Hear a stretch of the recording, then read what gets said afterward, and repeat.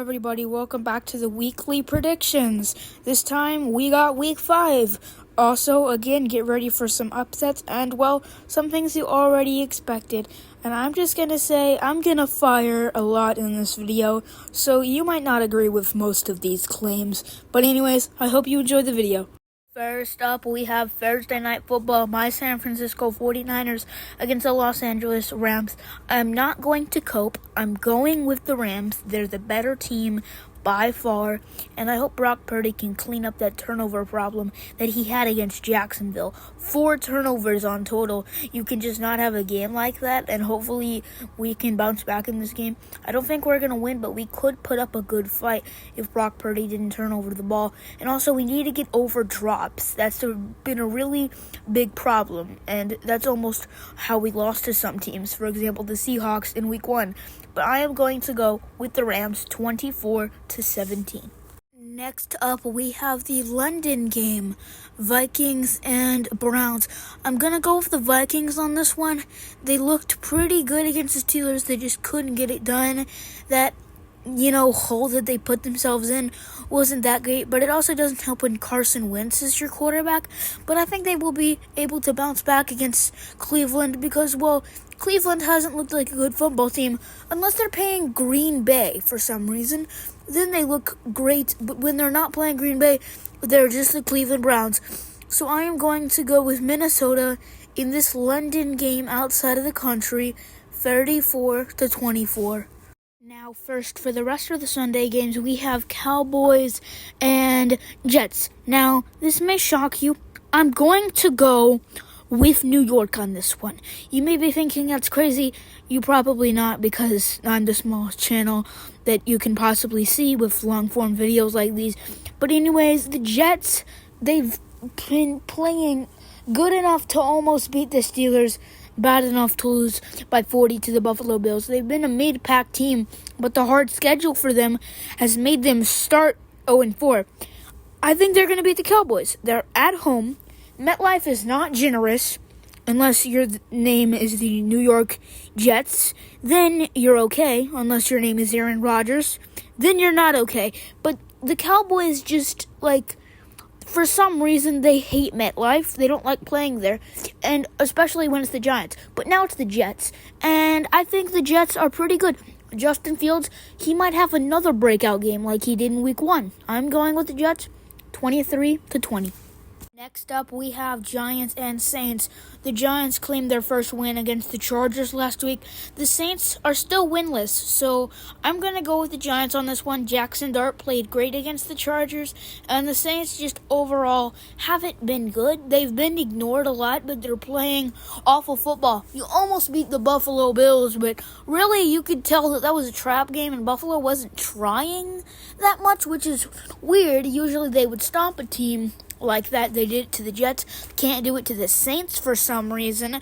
I guess they're both 0-4, but whatever. I think Jackson Dart will have another good game. You saw it against the Chargers, who have one of the better defenses, and you're probably going to see it against the Saints, whose defense is made of cardboard, rubber, and Laffy Taffy.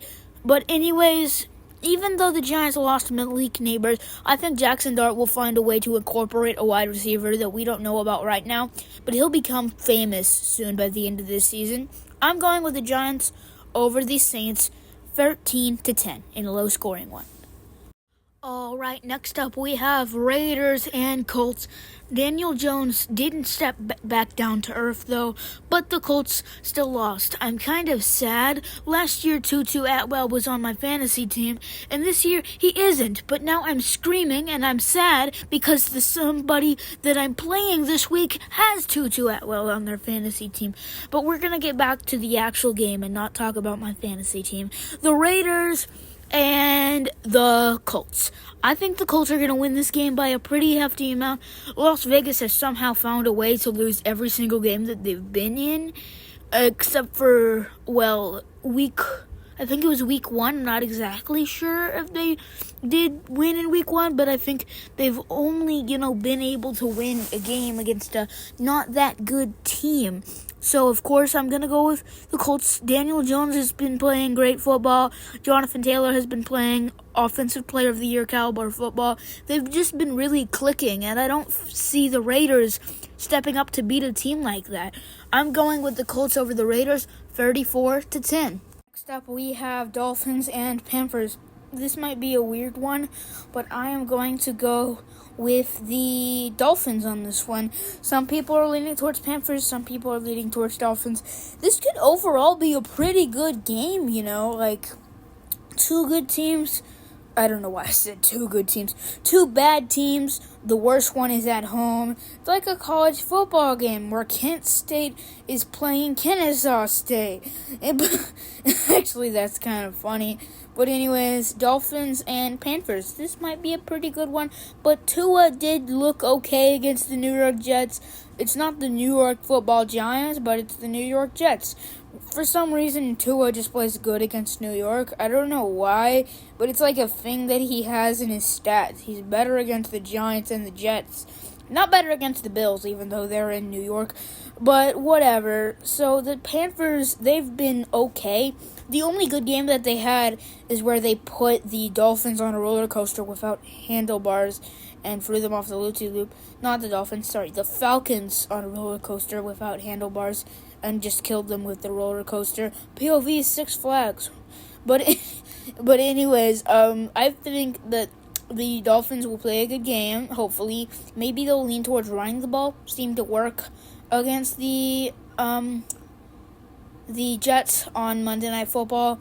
But anyways, I am going to lean with the Dolphins on this one, 17-13. Next up, we have Broncos and Eagles. I'm going to go with the Eagles on this one. I do not think the Eagles are a good team, but I do think they will start 5-0 because the Broncos haven't been playing that much good football. The Eagles are at home, and that atmosphere is just electric because it's 15-year-olds screaming, and it's very, very loud in Philadelphia. Always, for some reason, that atmosphere is very, very hard to come over. And also, the Broncos haven't been playing that well, and the Eagles have been good enough to, pass by teams. So I'm going to go with the Eagles in this one, 24-21 over the Broncos. And the last of the 12 o'clock games, Texans-Ravens. Don't ask me why it's separate from all the other 12 o'clock games. It's just CapCut being finicky. I'm probably not going to include this part in the video. What am I talking about? I don't have an editor. I just, go off what I want to say. So, Texans and Ravens. This should be a pretty good matchup because when you think about it, the Texans have been playing bad and the Ravens have been playing bad. They got, destroyed by the Chiefs. The Chiefs actually cooked them on Sunday, which was not expected by me. I thought the Ravens were going to pull away with that one, but whatever. The Texans need to face the Titans to win football games, so they didn't start 0-4.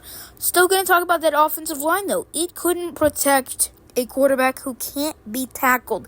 It would be a safety because he would be pushed out of the back of the end zone. There's just nothing good about that offensive line that's made of pop pistol, sticks, and glue. It's like my second grade art project. Don't even remember what it was. Didn't have a second grade art project. That's why I'm saying that, because it's nothing. There is no offensive line there. But anyways, I am going to go with the Ravens on this one, sheerly because they're in Baltimore. But this could be a toss-up. I'm going with the Ravens on this one, though, 34-30. Let's go there. The first of the 305 games, we have Titans and Cardinals. This is going to be like a Little League baseball game. Watching this game, Kyler Murray versus Cam Ward in 2025. The battle of the little quarterbacks whose offensive lines don't exist, so it's just children running around the field. I think that Cardinals and Titans will be the most boring game played in NFL history. There's going to be no offense, and if there is offense, it's from the defense scoring a pick-6 touchdown, because whatever those offenses are doing, I do not like. It's not a good game. It probably won't be a good game. I'm going to go with the Cardinals based on one fact. The Tennessee Titans are playing a football game, and the Tennessee Titans don't win football games. I'm going with the Cardinals 17-10. The last of the 305 games before the 325 games, we have Buccaneers, Seahawks. Seahawks have won 3 in a row. Buccaneers are coming off a loss after starting 3 in a row wins. So this could be a pretty good toss-up, but I'm going to go with the Buccaneers. They almost beat the Eagles. The Seahawks haven't played the Eagles, but if they did play the Eagles, that game would be such a big blowout that the Lions would have to research how to get above 52 points, because that's just not going to be a good game. I mean, the Eagles haven't been been playing great, but they're good enough to beat the Seahawks. And I think the Buccaneers are good enough to beat the Seahawks. So I'm going to go with the Buccaneers, led by Baker Mayfield and our king that we must praise, Bucky Irving. I'm going with the Buccaneers 24-20. Next up, we have the first of the free 25 games, Lions and Bengals. Remember when I said that the Lions will research if the Eagles play the Seahawks because they'll need to know how to get more than 52 points like the Seahawks get, pointed on, get absolutely murdered. The Lions could probably score 70 points in this game and still not break a sweat. The Bengals defense is made of cardboard. Jake Browning can't throw a football to a wide-open wide receiver who is on stilts. This game would be such a big blowout. I think the Tennessee Titans might clap for the Lions at this point. I'm going to go with the Lions 50-16. And the last game before Sunday Night Football, Commanders and Chargers. This might be a weird one, but I'm going with the Commanders. Both teams didn't play well last week. The Commanders almost beat the Falcons. Not good. You should have beat the Falcons. The Chargers almost beat the Giants. Not good. You should have beat the Giants. I'm going with the Commanders because one thing. They played a better team. The Giants are the Giants. The Falcons are at least good to beat the Minnesota Vikings. So I am going to go with the Commanders over the Chargers, 27-20. Sunday Night Football, Patriots and Bills. Well, New England, I have a singular goal for you. Score 21 points. That's all I'm saying. I'm going with the Bills, 34-17. And the last game of the week, Monday Night Football, Chiefs and Jaguars. This might be a weird one, but I'm going to go with the Chiefs. They beat the Ravens last week.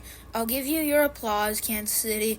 I'm not going to clap because the microphone would think an atomic bomb is going off and it would cry.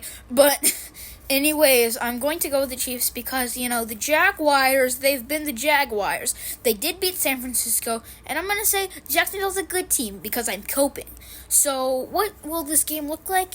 It'll be a good game, hopefully. The Chiefs and the Jaguars, the last time these teams met, it was like, a dragon fighting against a bush. But that was back, 3 years ago, so I expect a better game. But anyways, I'm still going with the Chiefs like I did back then, but I wasn't making videos back then. I am going to go with the Chiefs over the Jaguars, 24-17 to round off the week. Thank you so much if you made it to the end of the video. It really helps me out as a small content creator. I really do appreciate it because not that much people see these videos, and I'm just trying to get to 100 subscribers.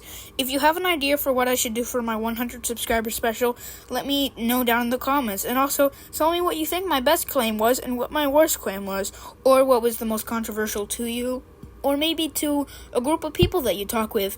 But anyways, if you like sports content like this, mostly football, but if you like sports content, then make sure please subscribe to the channel. It helps me out a lot so I can, get my videos out to people.